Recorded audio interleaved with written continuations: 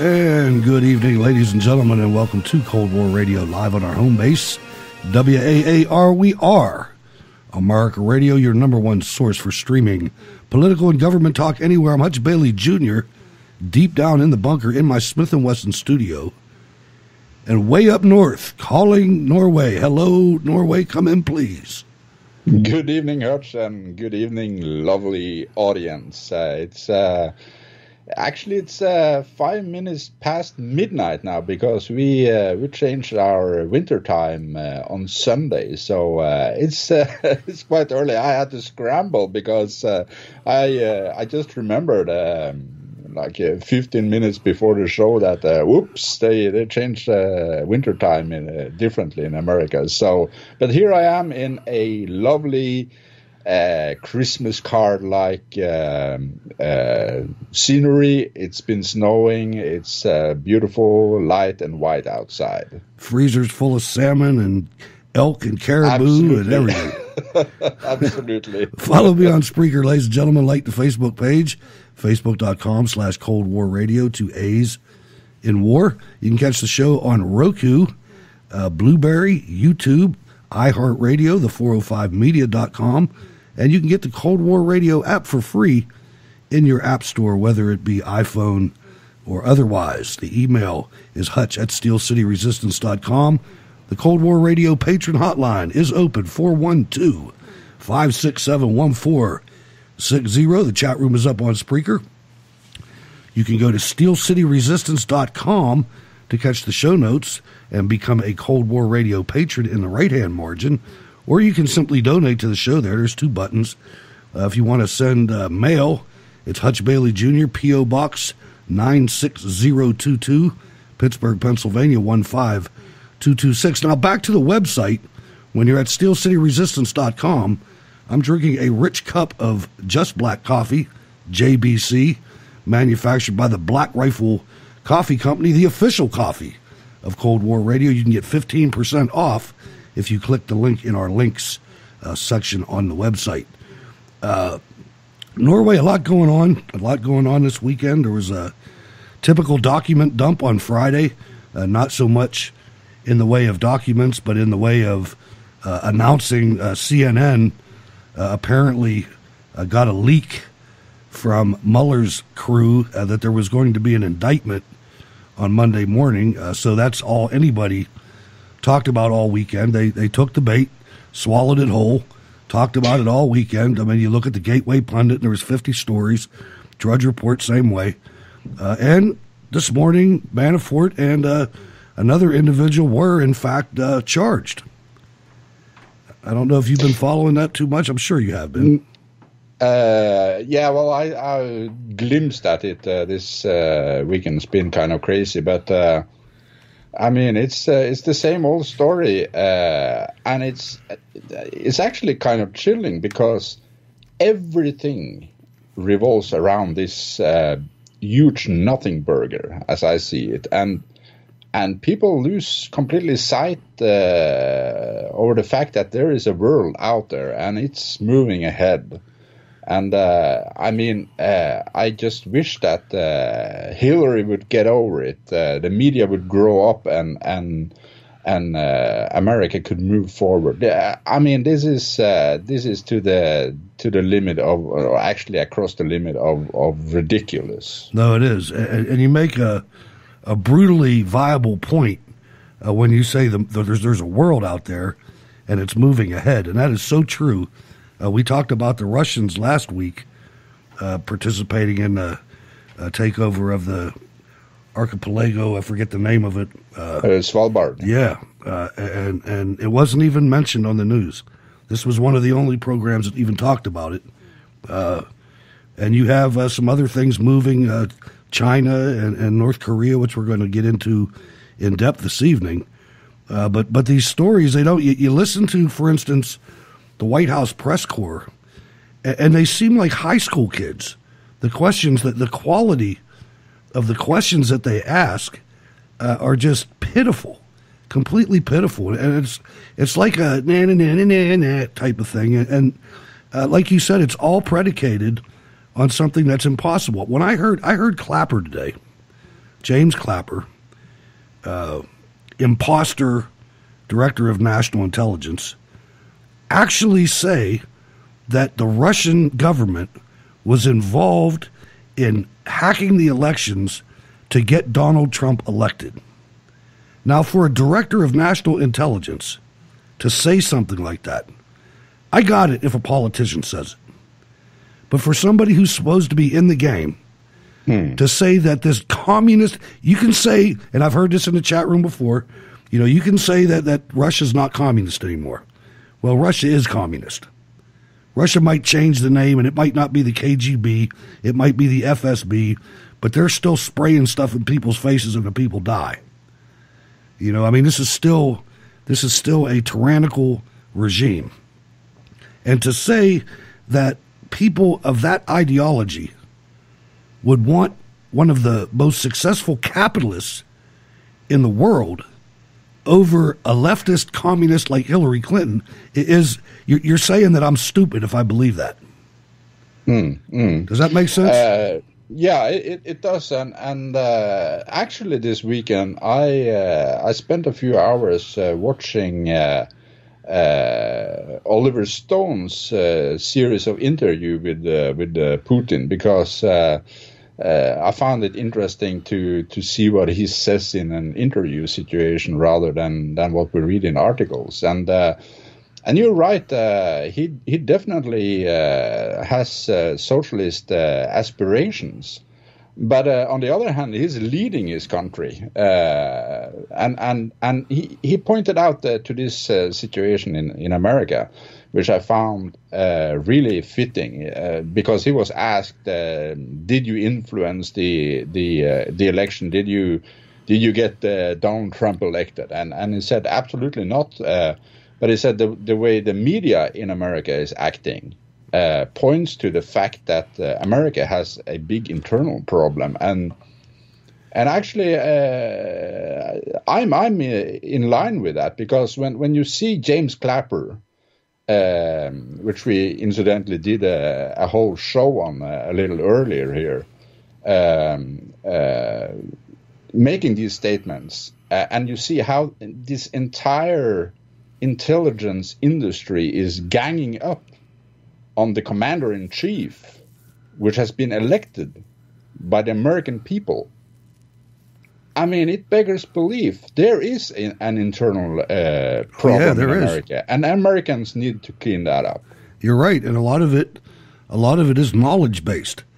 I swear, I get in rooms full of people, and sometimes I feel like I'm the only one that's sitting there saying, "This can't be. This many Americans can't be this stupid to allow this to go on," because that's what it is.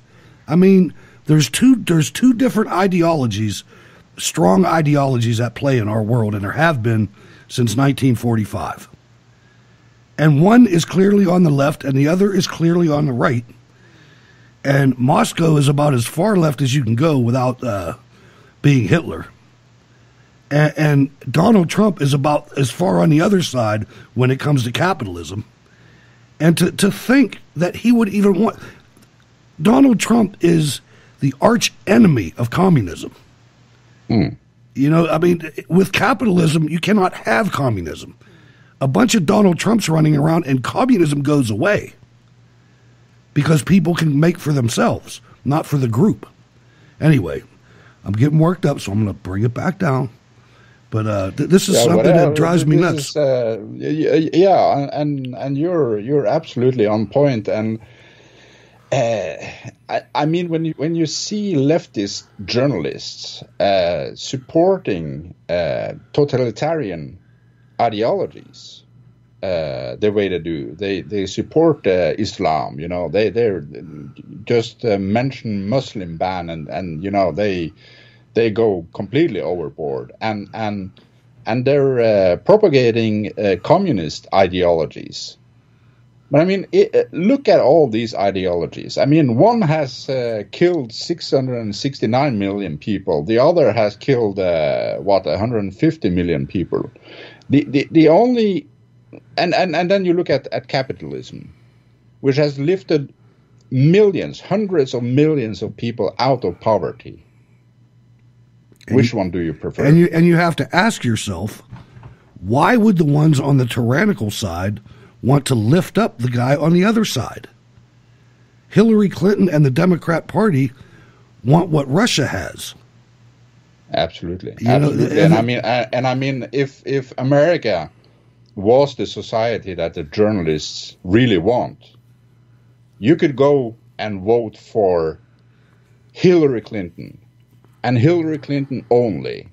Right. And that would be your choice in life.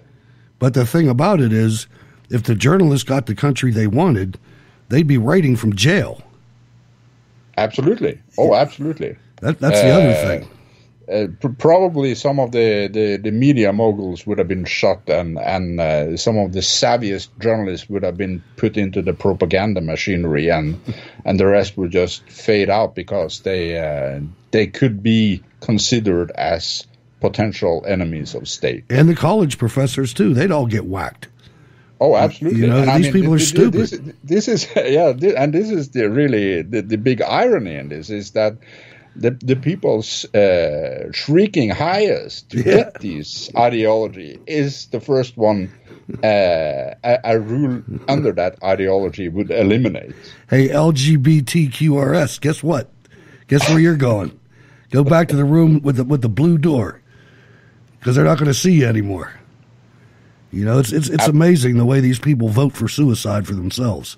It's absolutely baffles the mind.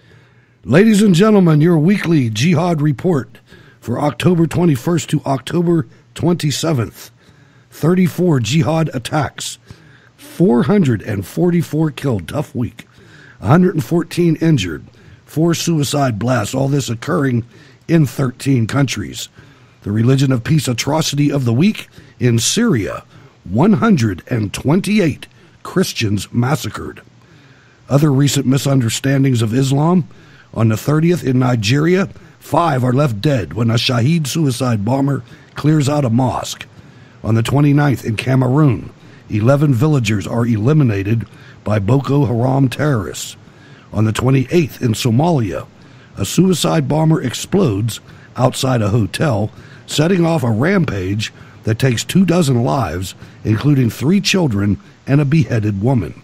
On the 25th in Iraq, a father and son are sent to the hereafter by an ISIS bomb blast at their home.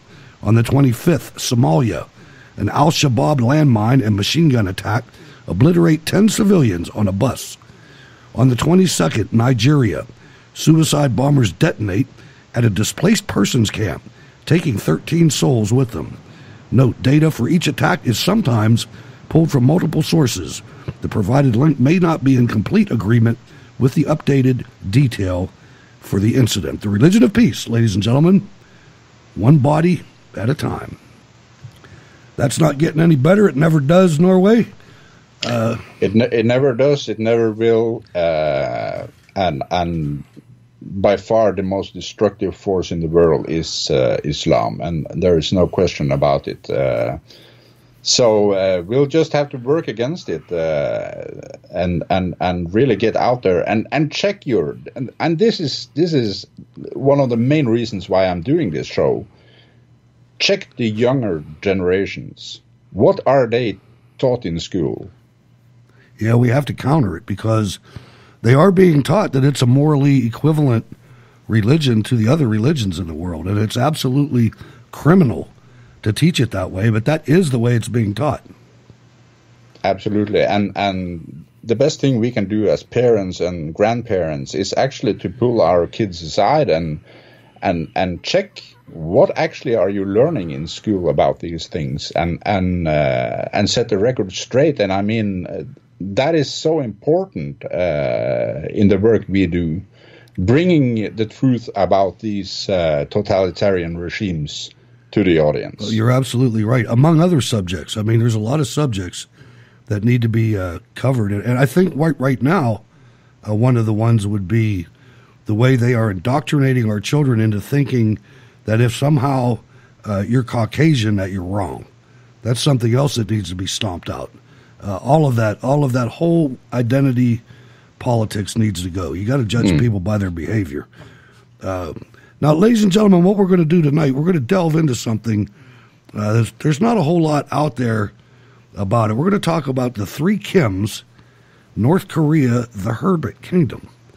And we wonder, can North Korea ever be admitted into civilized society? Now, a lot of people don't really realize that North Korea is only 72 years old.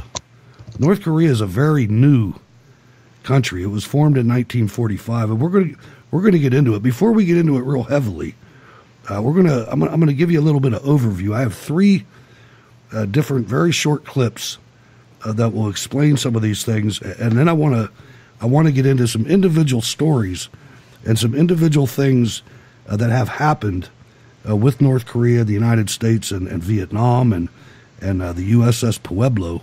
Now, I'm not going to get into the Pueblo in depth, but if you go back to the archives and you look at Cold War Radio number 290, CWR 290, we did a pretty good dissertation on the USS Pueblo and the capture thereof. But for right now, let's come right up into the present, and let's ask the question: who is Kim Jong-un? North Korea has almost 3 million people at risk for starvation. Yet while they live in poverty, their supreme leader Kim Jong-un reportedly spent more than $500 million on yachts, parties, booze, and food in 2012. Despite this, he seems to be revered by his subjects. So let's take a look at Kim Jong-un and the public perception of him in North Korea. Many details of Kim's early life are virtually unknown. We don't even know his real age, although it's been said to be around 31. Kim Jong-un is the third and youngest son of Kim Jong-il, the former leader of North Korea. In 2011, when the elder Kim died, the role of supreme leader went to Kim Jong-un instead of his older brothers, who were at odds with the regime's expectations. One was reportedly caught in Japan trying to visit a theme park, and it was rumored that the other was considered effeminate. As a leader, Kim Jong-un has mimicked the cult of personality surrounding his father and grandfather's rule. This regime style, used by other politicians like Joseph Stalin and Mao Zedong, encourages and mandates positive views towards the state dictator, so that public obsession with the monarch resembles a cult following. Although Kim Jong-un has been considered an inexperienced leader, the cult of personality surrounding the Kim family has kept him a revered figure in North Korea. While generally not accepted by most of the world, North Korean propaganda regularly ascribes superhuman qualities to the country's leaders. Recently, claims that Kim learned how to drive when he was just 3 years old have been made, and he is generally regarded as a godlike figure.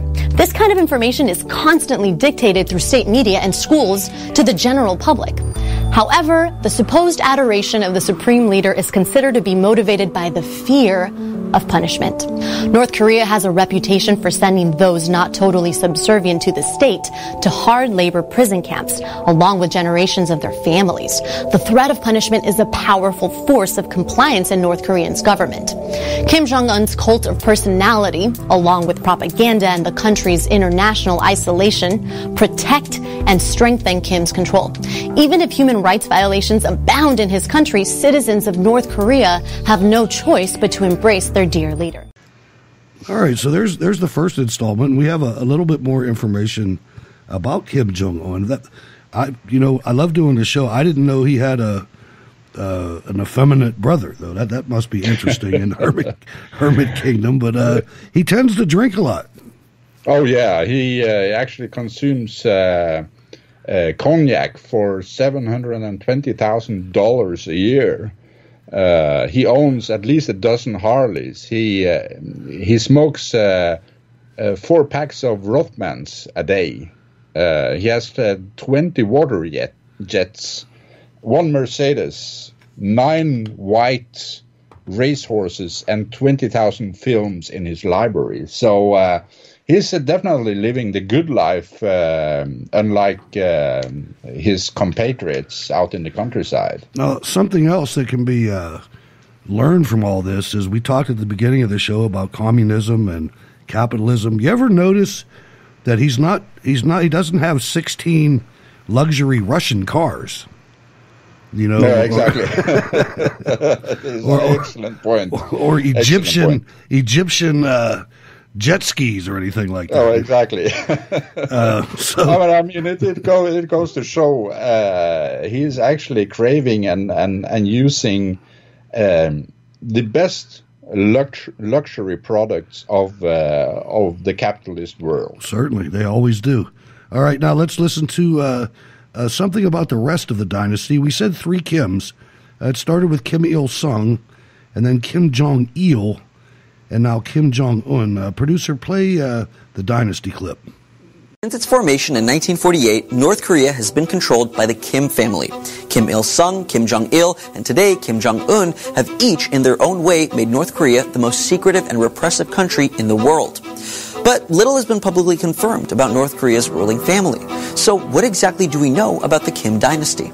Well, all 3 leaders are marked by their extreme cults of personality. Portraits of Kim Il-sung and Kim Jong-il hang side by side in every North Korean home, office, factory, and public space, along with an estimated 35,000 statues of Il-sung alone. In school, North Korean children are taught that they were clothed, fed, and nurtured by Il-sung's godlike grace, and that he liberated the country from Japanese aggressors by single-handedly shooting down warplanes. But in reality, Kim Il-sung didn't fight in Korea's anti-Japanese resistance or in the Korean War. This propaganda was created by the Soviet Union after World War II, when they instituted Kim as the first leader of what would soon become North Korea.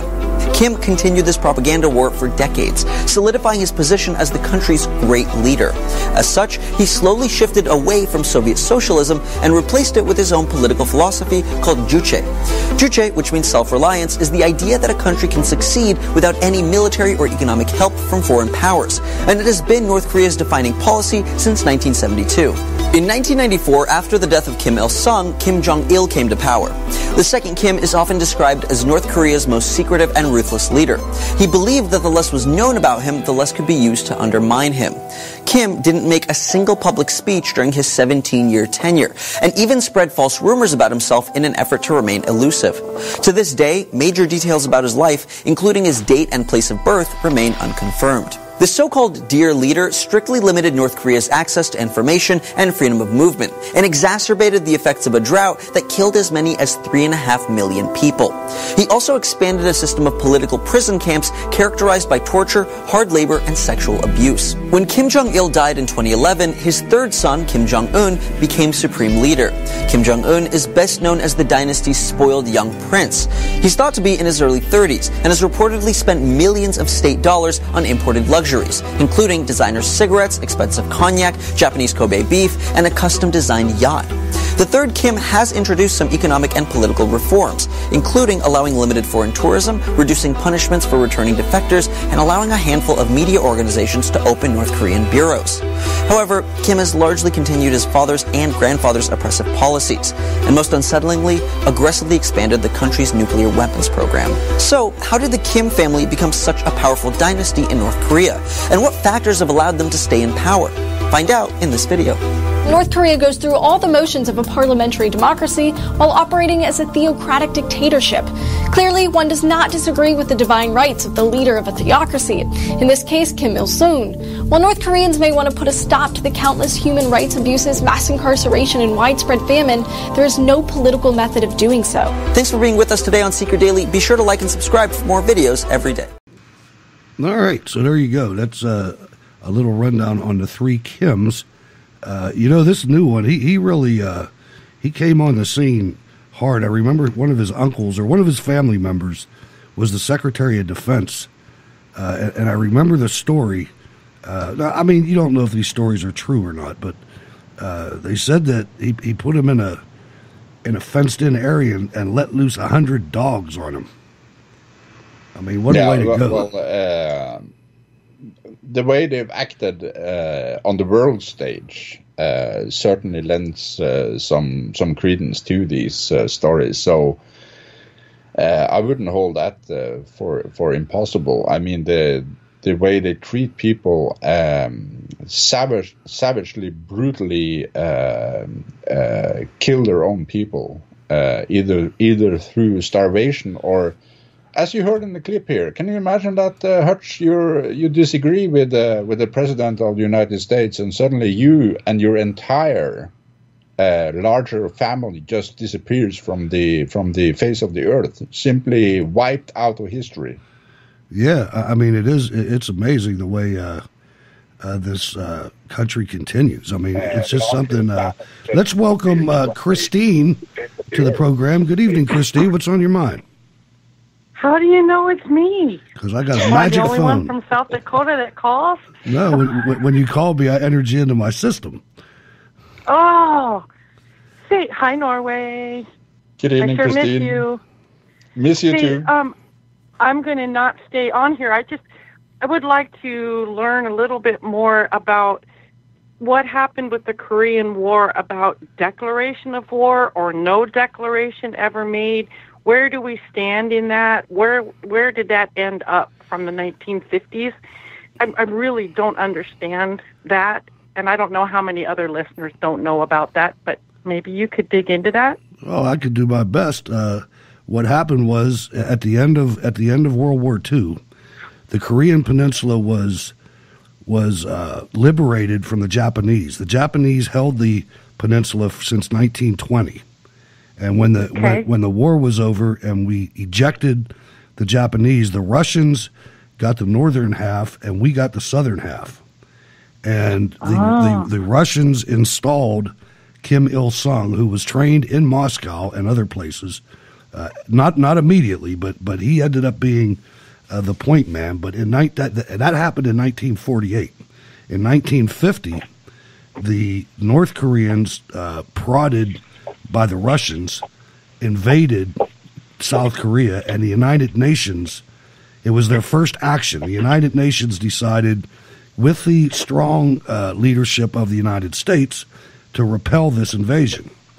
And the United Nations forces, specifically the Americans at first, got pushed all the way to the southern tip of the peninsula into Pusan, and they formed we got our noses bloody pretty bad, and then General MacArthur. So we're in this little Pusan perimeter under orders of fight and die, no surrender.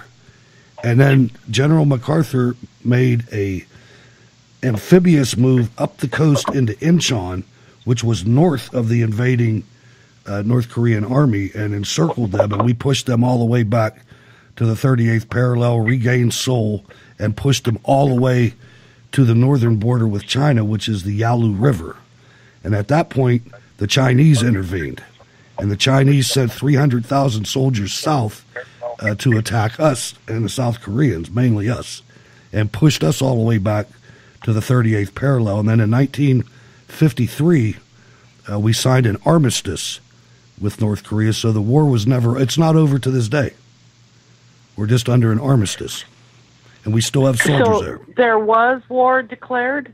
It wasn't in 48 or 50? In 1950, but it wasn't. The United States didn't declare war. The UN The did. United Nations decided to, I don't know if you'd call it, I mean, it's clearly a war, but that specific question, I'm not exactly sure. I know it was the United Nations command, but I'm going to have to get back with you on that. Unless Norman... I'd be really interested in knowing that.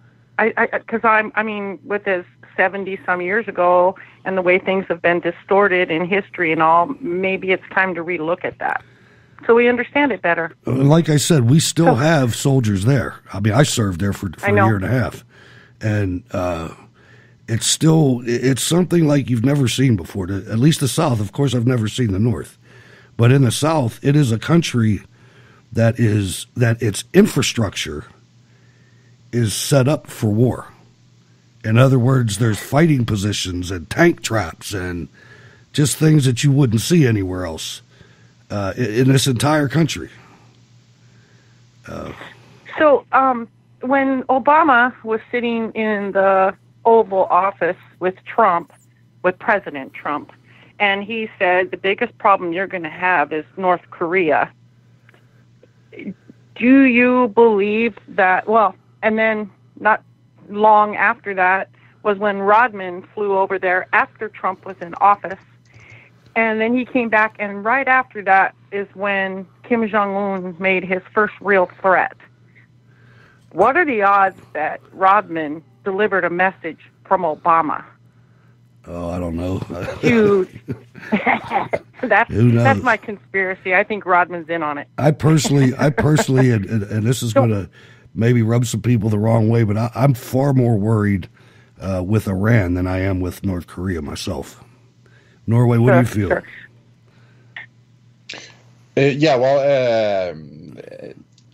And I would say that North Korea is unpredictable.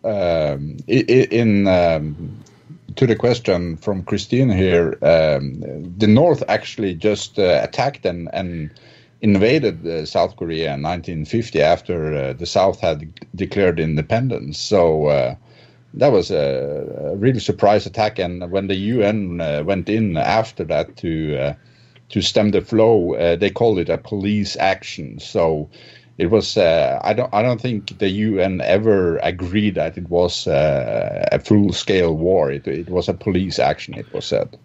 So is that why our North Korean veterans or the veterans of the Korean War do not get the full set of benefits because there was no quote-unquote war declared? Is that why they don't get all their benefits then? I'm not sure why they're not eligible. There's some that aren't eligible for VFW or for American Legion because it was not, quote-unquote, a declared war. I'm pretty sure they changed that. The VFW has really relaxed their standards when it comes to that. They've even opened it up to people that served in Korea after 1953. So I know that's been rectified. As far as the benefits, okay. I'm not sure about the benefits. But thanks for calling. We appreciate it. Yeah, I'm going to get off the air so somebody else can call and love you guys. Norway, you need to come around more often. We miss you. Yeah, I do. Thank you. All right. Christine. Ciao. All right, so there you go, Christine from South Dakota. Let's move on to some of the things that have occurred over the years. In the 1960s, like I said, we've had a presence in Korea since 1950, a combat presence. And this is from 2014. From foreignpolicy.com.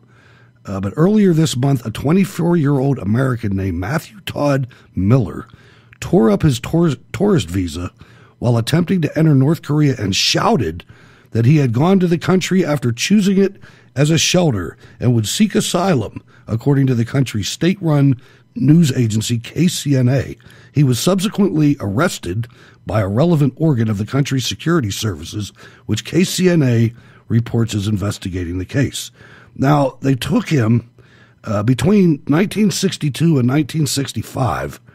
4 American soldiers defected to North Korea in an attempt to escape their military responsibilities.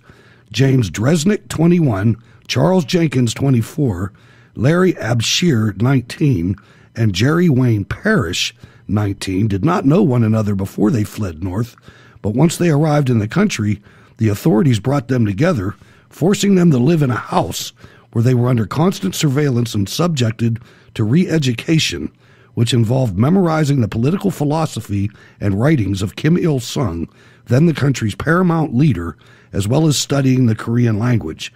And they basically held these guys, and the guy Dresnick, he was the North Koreans' trustee, if you will. Whenever any of these other guys deserved beatings, Dresnick was the one that administered the beatings. Now, I never understood some of these guys, like Jenkins, later appeared on CBS's 60 Minutes and challenged Dresnick's cheery representation of North Korea and said that, like I said, when his North Korean minder wanted to punish him, he tied Jenkins' hands behind his back and let Dresnick beat him, turning one American against another. Dresnick is a man who likes to hurt someone, he said on television. He feels good after he does it. So, there's an element of sick to all this stuff, Norway. I mean, first of all, I can't believe anybody would want to defect like that, but those weren't the only 4. No, they weren't, and I absolutely agree with you. I cannot for the life of me understand how someone could wander off to North Korea. But again, this it's almost perverse, this game they're playing in this house where everybody is constantly surveyed, and they use this dress knock to beat the other Americans. I mean, to me it seems like a sick game of some sort. Almost everything they do. I mean, now I served in the Republic of Korea with the 2nd Infantry Division from 1983 to 1985. And right before I got there was a guy named PFC White. And this story, I got to tell you, this cracked me up. I got this story from a magazine called FailureMag.com. What happened to Joseph White? The story of the last American soldier to defect to North Korea, by Greg Bailey. This is from 2009. But again, I remember this. The early morning hours of August 28, 1982, were characterized by the usual mixture of boredom and tension along the boundaries of the demilitarized zone, the no man's land separating North and South Korea. 20-year-old Private First Class Joseph T. White peered into the darkness as the North Korean soldiers across the DMZ looked back. White was on duty at Guard Post Wallet, but his mind was elsewhere. He complained to his squad leader, Sergeant Howard Todd, about being denied the opportunity to visit his South Korean girlfriend, who happened to be in the hospital. Sergeant Todd advised White to keep cool, that he might receive a pass in a week. Sergeant Todd left his position soon afterwards, and so did White, ostensibly to get a blanket. A few minutes later, PFC David Chapman, White's roommate, saw someone signaling with a red lens flashlight near a locked gate. Chapman screamed out a challenge, and White identified himself. "White, what are you doing down there?" Chapman yelled. A shot rang out, and Chapman reacted by diving into nearby sandbags. "What the hell are you doing down there?" Chapman repeated. White replied that his M16 accidentally discharged. Chapman stood up and ran toward the gate, first hearing and then seeing White running down the hill toward North Korea. "I'm coming! Help me, North Korea!" What a dumbass. White shouted in elementary Korean. A guard hit the post alert button, and the stunned squad looked on as White carefully picked his way across the heavily mined DMZ. The unit's chaplain, a Catholic priest, shouted at White, pleading with him to return. Shortly after dawn, the chaplain watched helplessly as 6 or 8 North Korean soldiers grabbed White and manhandled him into the bunker and out of sight. So, this guy does this, and his family, let's see, where is it? Anyway, his family in the Midwest, out of St. Louis, the St. Louis area, is just stunned that this is happening. They're saying he got captured. There's no way they thought that he would be a defector like that, but it ended up, he came out, and, the North Koreans came out and put him on the news, and he was a propaganda tool for a while. And then a couple months later, he ended up in the bottom of a swimming pool. Yeah, it's the White's parents here, Norval and Kathleen. They were absolutely stunned by what had happened, and they cling to the idea that he was actually taken by the North Koreans and hadn't defected. But when you look at the history, how he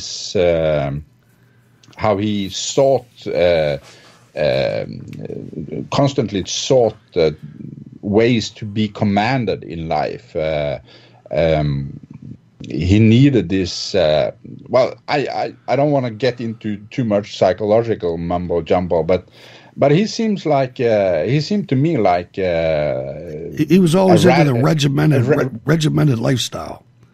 Yeah, exactly, and he seemed like he had quite a radical mind that would made him switch in this way. So I don't think you can say he is the average teen for the 1980s. This was in 1982, I think. Yeah, he was an introvert. I mean, he kept to himself, and when we were over there, it was all about we had a blast. We worked real hard, soldiered real hard, but at night we partied real hard too, and together. It was a big time camaraderie because there was nobody else. It was the soldiers. That's all you had. Everybody else was Korean. you know, which and we all grew to have good friendships and things like that. But this guy, not a good place for somebody like him. And just a hint, if you're a private first class, if you're an E3, you really don't have anything to offer. Don't do something like this. You know what I mean? They don't need you. They don't want you. No, absolutely not. Absolutely. Or you are as a mouth to feed. They might prop you up for some propaganda effort, but after that you end up on the bottom of some river in a swimming accident. So that's it, and that's the end of your story. Now, and plus you shamed your parents too. Well, that's terrible. Now, one of the things I wanted to do, and we didn't really have time, and believe it or not, there's not a lot of material out there on this, but I know that North Korea was involved all over the world during the Cold War. If you guys seen the movie Red Dawn, the newer one, that starred North Korea. The first original one was the Cubans, but they were all over the world too. We'll have to do something on them one day too. But if you look at the show notes links, there's a link. The story is story number 3, and it's titled "The Two Koreas and the Vietnam War." And there's a link there to the digital archives of the Wilson Center. And I was pretty amazed. I like this website, and I'm going to be looking into it some more. But it shows all the communications between the Soviet Union, the North Koreans, the Vietnamese government. I mean, some of these things are, it's clear when you look at here. And I never thought about this, Norway, but apparently at some point during the war, our pilots were flying against North Korean pilots that were in North Vietnamese planes.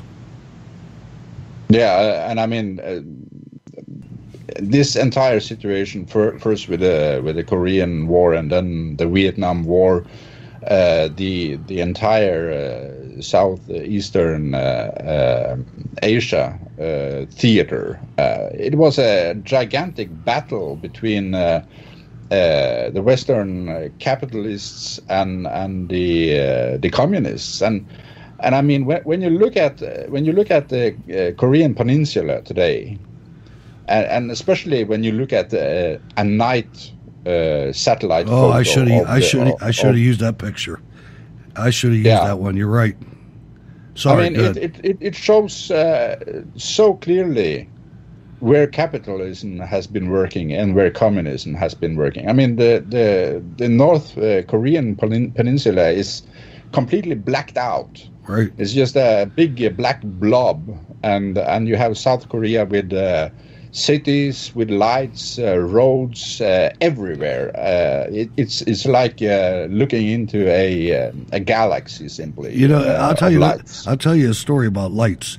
I was up on the DMZ. We fired crew-served weapons up there for effect, for psychological effect.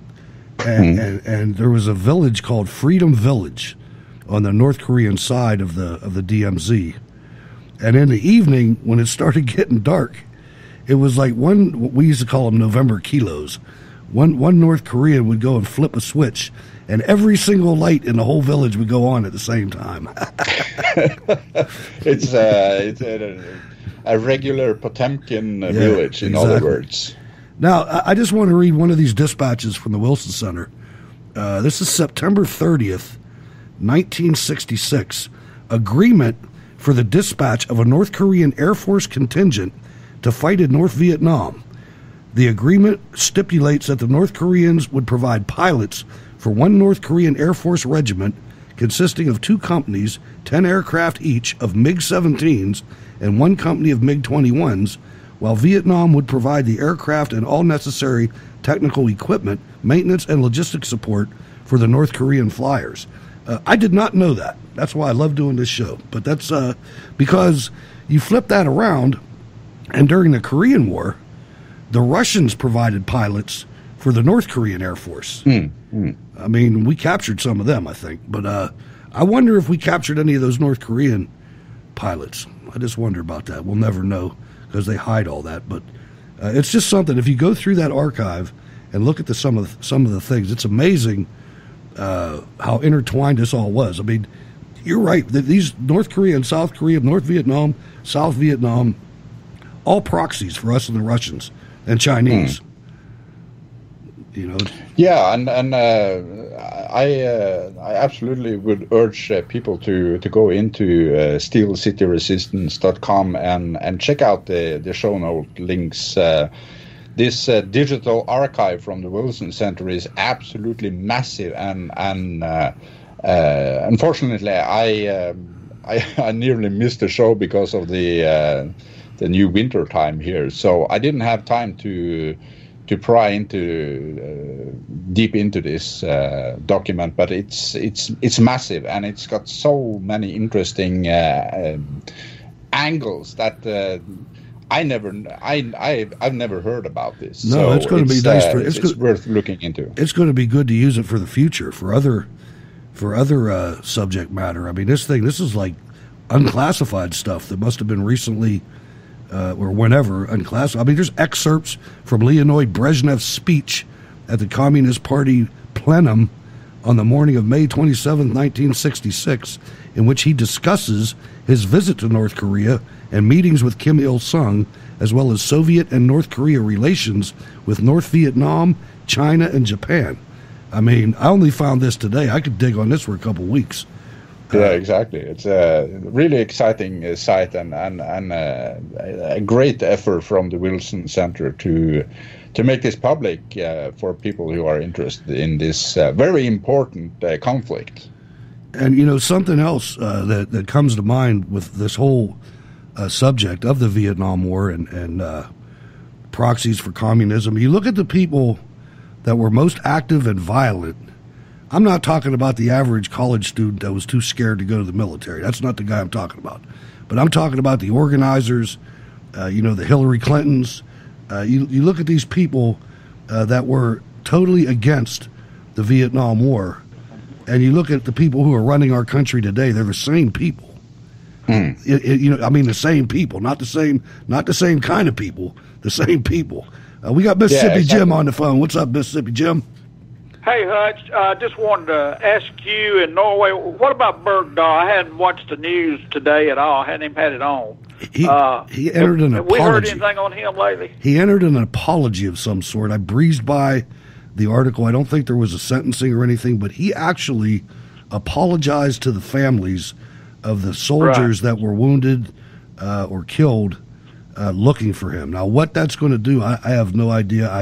I ran out of time, Jim. I had to come on the show right when I saw that. I know there was one that he was not only, let's see, he can't walk anymore and he can't talk, but he was going to be there and his wife was going to testify, but that may have been Friday. I don't know. But anyway, that was one of the guys that tried to go find him, I'll let you guys go. I know I'm coming in there late, but I just wanted to check on that.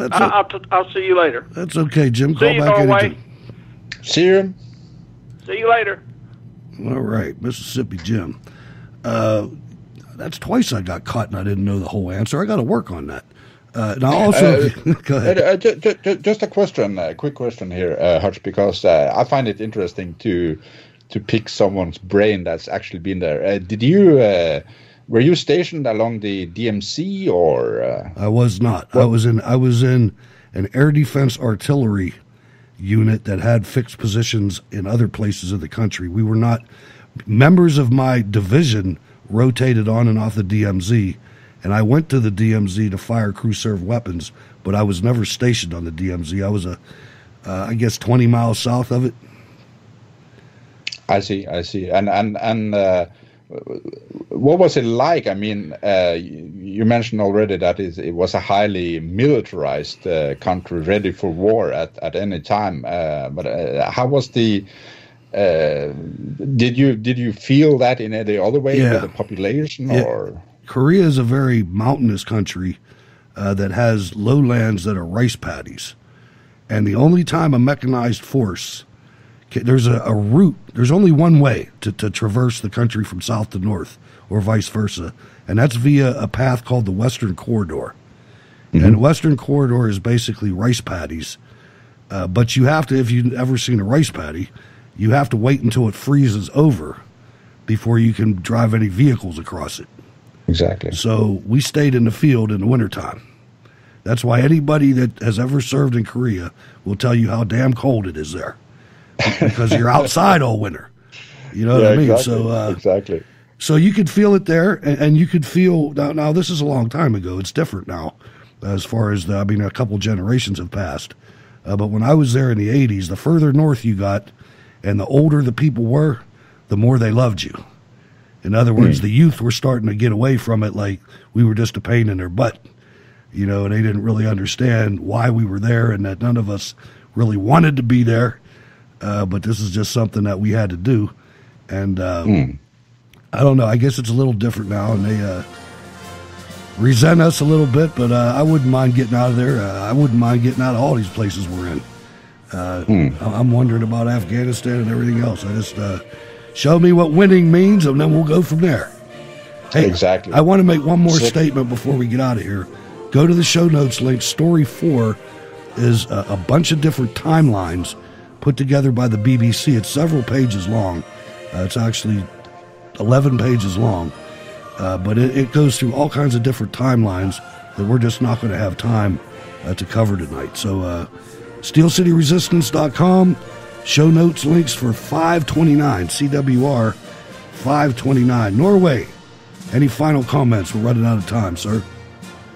Yet another really great show. I really enjoy making these little looks into the history, because if we don't know where we're coming from, we don't know where we're heading. So I thoroughly enjoyed doing this show with you. And I am at Norway for Trump on Twitter and Gab, and that's Norway 4 with the number 4. Well, thank you very much. Sons of Norway in the background, which is? Sønner av Norge. All right, beautiful. I'm Hutch Bailey Jr. on Facebook, Bird's Eye View on Twitter. I want to thank everybody that called in. Thank you for your curiosity. It fuels me. Everybody in the chat room, lively. I'll be back tomorrow with Jack, and I'm sure we'll be talking about current events. The Wayne Dupree program is coming up next. I want to thank everybody for listening and for becoming patrons, donating to the show. Don't forget 15% off Black Rifle Coffee. Good stuff. I got a cup right next to me, right here. At any rate, off to the Wayne Dupree program. And again, we'll be back Tuesday. Thank you, Norway. Thank you for letting us into your life for 1 hour, ladies and gentlemen. God bless. God bless.